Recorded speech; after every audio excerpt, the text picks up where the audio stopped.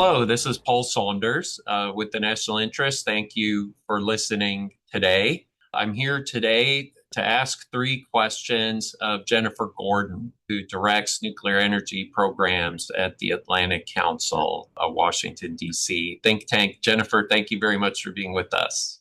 Paul, thank you so much. So, first question. There's been a lot of enthusiasm over the last couple of years, in particular, about nuclear energy and its prospects in the United States. A lot of that has been driven by increased energy demand, electricity demand because of data centers. Now, though, it looks like there may be some new questions about that. There have been some reports that some data centers may be canceled, projects may be canceled. There are concerns about the overall economy, some of that linked to tariffs, others linked to other factors. What do you think? Is the new nuclear renaissance in trouble? Paul, thanks. I think that's such a great question. And thank you again for inviting me to speak today. I think even with some of the more recent news, I think there is still a demand for clean, reliable, always on energy to power data centers, to power AI operations. But I also think that the story, certainly of the last year or two or three for nuclear energy, is much, much broader than just the data centers and just the tech companies, which are extremely important and a huge part of that story. But I think, first of all, there's been this push to electrify everything. I think you do see more electric cars on the road. I think that creates more of a demand again for this always on energy. And then there's also the industrial sector. And so you have tremendous demand for primarily off-grid users of advanced reactors.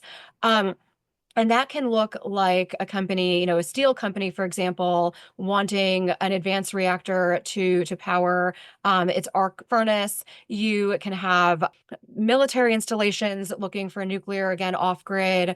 You can have oil and gas operations in the Permian. You can have oil rigs off of the coast of Alaska.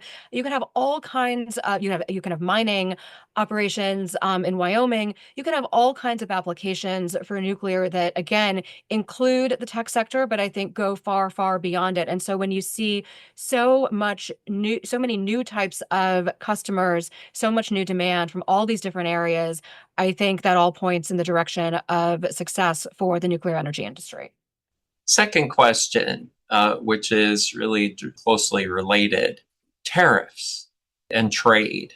How important is that to the American nuclear sector? Do the tariffs, this kind of instability in tariffs, new tariffs, what impacts could that have on the nuclear sector?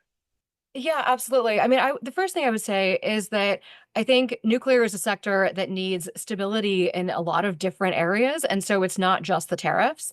In terms of the tariffs specifically, though, I do think that there's a world in which tariffs, especially on aluminum and steel or on uranium, could make it really tough to build and deploy the next generation of advanced reactors in the United States. I think if we end up in trade wars with other countries, it could also make it really difficult to export those reactors once we're at the stage where we're able to export next generation reactors. Um, that said, I think I want to say that it's too soon to tell in terms of tariffs. I think the tariff story is not complete yet. We're seeing changes, just in the day to day right now, even sometimes hour by hour. And so I think, one question will be, will there be carve outs for certain products? Will there be carve outs or, allowances for certain countries? And how are we going to handle all of that going forward? And I think that's going to be the thing to really watch. Third and final question. The nuclear industry in the United States, many have pinned a lot of hope on that sector as a source of manufacturing jobs, exports. There are security aspects to it, kind of strategic, diplomatic dimensions. What does the world look like if the United States can't make its nuclear sector succeed? Yeah, absolutely. I mean, first of all, I think it's really crucial that the United States has a successful and thriving domestic nuclear energy industry, again, so that we are able to export our reactors around the world. And that allows us to uphold the highest standards in safety, security, and nonproliferation globally. I think it's also important to work with our partners and allies around the world. And so we can become greater than the sum of our parts, especially as we try to compete in emerging market countries against state-owned enterprises in countries like Russia and China. I think that if you have a scenario in which Russia either remains the largest exporter of nuclear energy technologies in the world, or is overtaken by China, I think that's not a great situation because, again, you get back to that question about the standards of safety, security, nonproliferation. Whereas we know that when it's either the United States or the United States and our allies working together, that those standards are upheld. And I think that's, again, especially important in emerging market countries. Thank you so much, Jennifer. I could ask you a lot more questions. I'm sure my format is to ask three, but really delighted to have you with us today.